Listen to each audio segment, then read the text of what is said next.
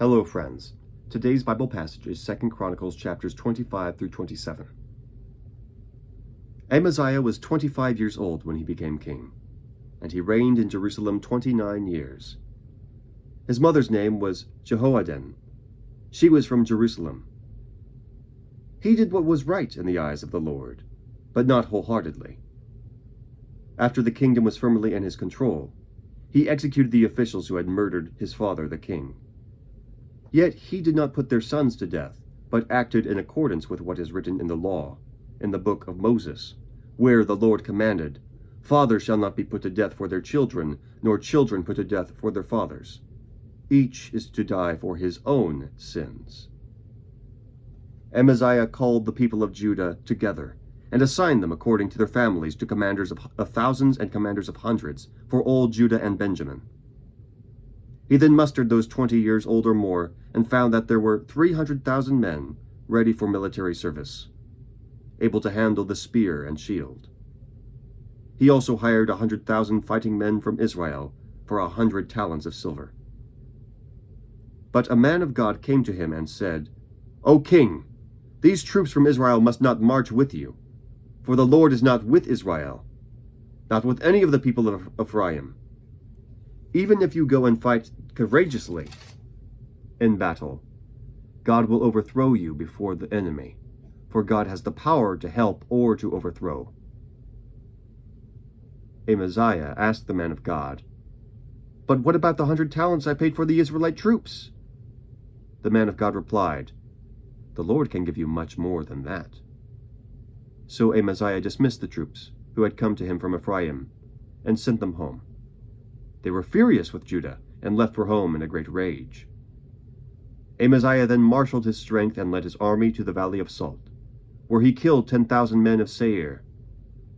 The army of Judah also captured 10,000 men alive, took them to the top of a cliff, and threw them down so that they were all dashed to pieces. Meanwhile, the troops that Amaziah had sent back and had not allowed to take part in the war raided Judean towns from Samaria to Beth-horon. They killed 3,000 people and carried off great quantities of plunder. When Amaziah returned from slaughtering the Edomites, he brought back the gods of the people of Seir. He set them up as his own gods, bowed down to them, and burned sacrifices to them. The anger of the Lord burned against Amaziah, and he sent a prophet to him, who said, "Why do you consult this people's gods, which could not save their own people from your hand?" While he was still speaking, the king said to him, "Have we appointed you an adviser to the king? Stop! Why be struck down?"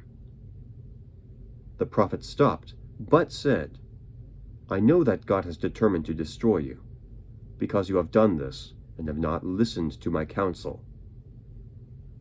After Amaziah, king of Judah, consulted his advisers, he sent this challenge to Jehoash, son of Jehoahaz, the son of Jehu, king of Israel. "Come, meet me face to face." But Jehoash, king of Israel, replied to Amaziah, king of Judah, "A thistle in Lebanon sent a message to a cedar in Lebanon.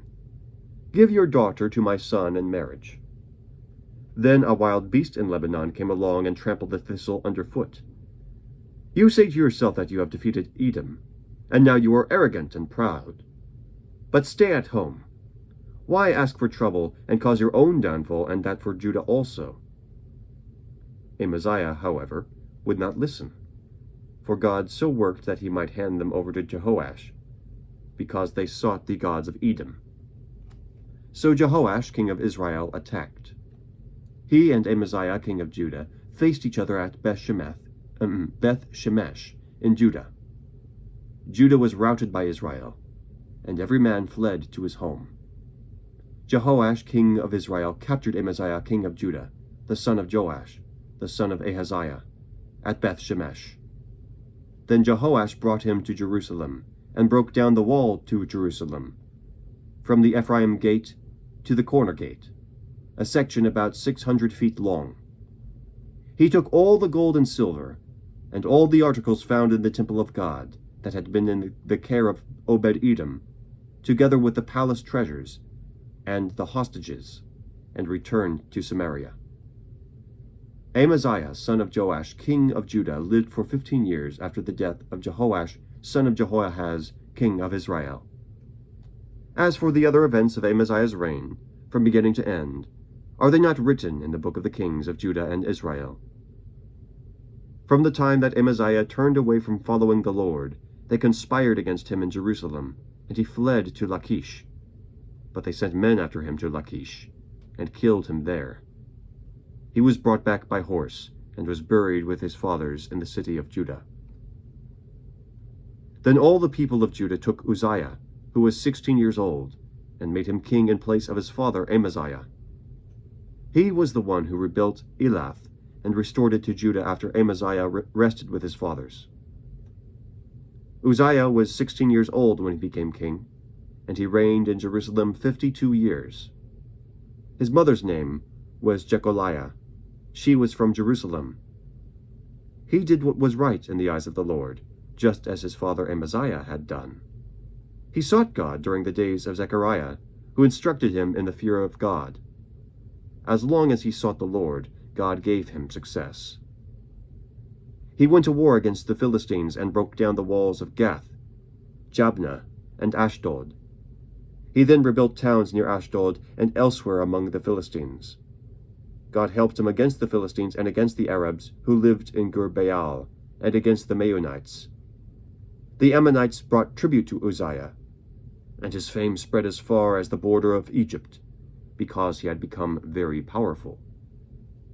Uzziah built towers in Jerusalem at the corner gate, at the valley gate, and at the angle of the wall, and he fortified them. He also built towers in the desert and dug many cisterns, because he had much livestock in the foothills and in the plain. He had people working his fields and vineyards in the hills and in the fertile lands, for he loved the soil. Uzziah had a well-trained army, ready to go out by divisions according to their numbers, as mustered by Jael, the secretary, and Maaseiah, the officer under the direction of Hananiah, one of the royal officials. The total number of family leaders over the fighting men was 2,600. Under their command was an army of 307,500 men, trained for war, a powerful force to support the king against his enemies. Uzziah provided shields, spears, helmets, coats of armor, bows, and sling stones for the entire army. In Jerusalem he made machines designed by skillful men for the use of towers, and on the corner defenses to shoot arrows and hurl large stones. His fame spread far and wide, for he was greatly helped, until he became powerful. But after Uzziah became powerful, his pride led to his downfall. He was unfaithful to the Lord his God, and entered the temple of the Lord to burn incense on the altar of incense. Azariah the priest, with 80 other courageous priests of the Lord, followed him in. They confronted him and said, "It is not right for you, Uzziah, to burn incense to the Lord. That is for the priests, the descendants of Aaron, who have been consecrated to burn incense. Leave the sanctuary, for you have been unfaithful, and you will not be honored by the Lord God." Uzziah, who had a censer in his hand ready to burn incense, became angry. While he was raging at the priests in their presence before the incense altar in the Lord's temple, leprosy broke out on his forehead. When Azariah the chief priest and all the other priests looked on him, they saw that he had leprosy on his forehead. So they hurried him out. Indeed, he himself was eager to leave, because the Lord had afflicted him. King Uzziah had leprosy until the day he died. He lived in a separate house, leprous, and excluded from the temple of the Lord. Jotham his son had charge of the palace, and governed the people of the land. The other events of Uzziah's reign, from beginning to end, are recorded by the prophet Isaiah, son of Amoz. Uzziah rested with his fathers, and was buried near them in a field for burial that belonged to the kings. For people said, he had leprosy. And Jotham, his son, succeeded him as king. Jotham was 25 years old when he became king, and he reigned in Jerusalem 16 years. His mother's name was Jerusha, daughter of Zadok. He did what was right in the eyes of the Lord, just as his father Uzziah had done. But unlike him, he did not enter the temple of the Lord. The people, however, continued their corrupt practices. Jotham rebuilt the upper gate of the temple of the Lord and did extensive work on the wall at the hill of Ophel. He built towns in the Judean hills and forts and towers in the wooded areas. Jotham made war on the king of the Ammonites and conquered them. That year the Ammonites paid him 100 talents of silver, 10,000 cores of wheat, and 10,000 cores of barley. The Ammonites brought him the same amount also in the second and third years. Jotham became powerful because he walked steadfastly before the Lord his God. The other events in Jotham's reign, including all his wars and the other things he did, are written in the book of the kings of Israel and Judah. He was 25 years old when he became king, and he reigned in Jerusalem 16 years. Jotham rested with his fathers and was buried in the city of David, and Ahaz his son succeeded him as king. The word of the Lord. Thanks be to God. Have a great day.